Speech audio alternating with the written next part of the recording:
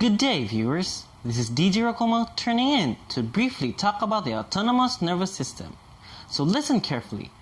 The autonomic nervous system regulates a certain body processes, such as blood pressure and the rate of breathing. This system works automatically or autonomously, without a person's conscious effort. Disorders of the autonomic nervous system can affect any body part or process. Autonomic disorders may be reversible or progressive. Now let's talk about the word autonomic to understand it better. Its root word is autonomous, meaning having autonomy or being independent. We may call it involuntary functions.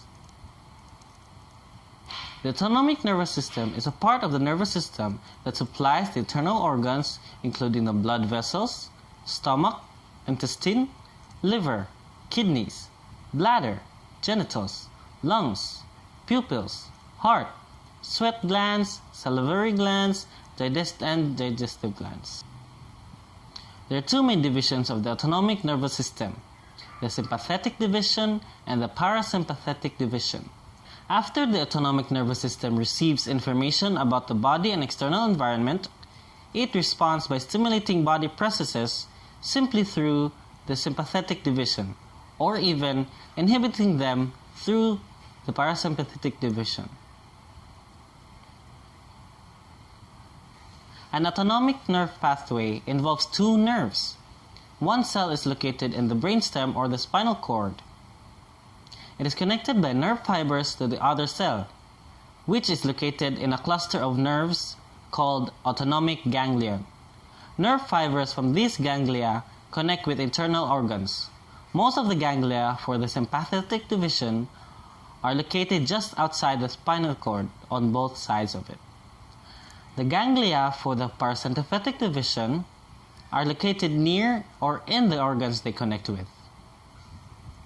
There are these processes that are controlled by the autonomic nervous system: blood pressure, heart and breathing rates, body temperature, digestion, metabolism affecting the body weight, the balance of water and electrolytes such as sodium and calcium, production of body fluids that include saliva, sweat and tears, urination, defecation, and lastly, sexual response.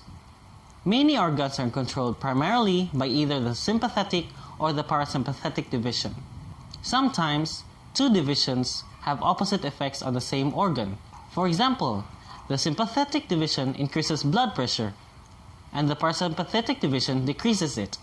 Overall, the two divisions work together to ensure that the body responds appropriately to different situations.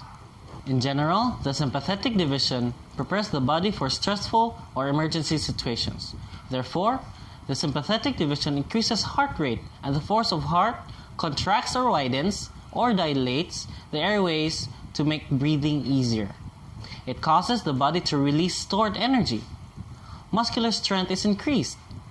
This division also causes palms to sweat, pupils to dilate, and hair to stand on end.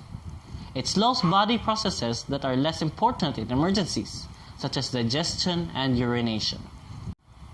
And on the other hand, the parasympathetic division controls the body process during ordinary situations.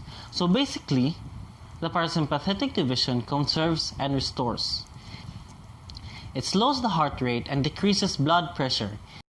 It stimulates the digestive tract to process food and eliminates waste. Energy from the processed food is used to restore and build tissues. Both two divisions of the autonomic nervous system participate in sexual activities with also the participation of the somatic nervous system that control voluntary actions and transmit sensations from the skin.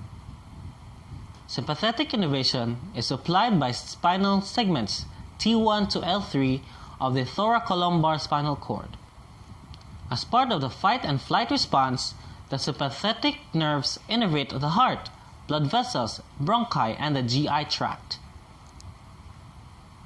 And the parasympathetic innervation is associated with 5 nerves. First, nerve 3, the oculomotor nerve. Next, nerve 7, the facial nerve. Nerve 9, the glossopharyngeal nerve. Nerve 10, the vagus nerve. And lastly, with the pelvic nerves. There are two chemical messengers or neurotransmitters that are used to communicate with the autonomic nervous system: acetylcholine and norepinephrine. Nerve fibers that secrete acetylcholine are called cholinergic fibers. Fibers that secrete norepinephrine are called adrenergic fibers.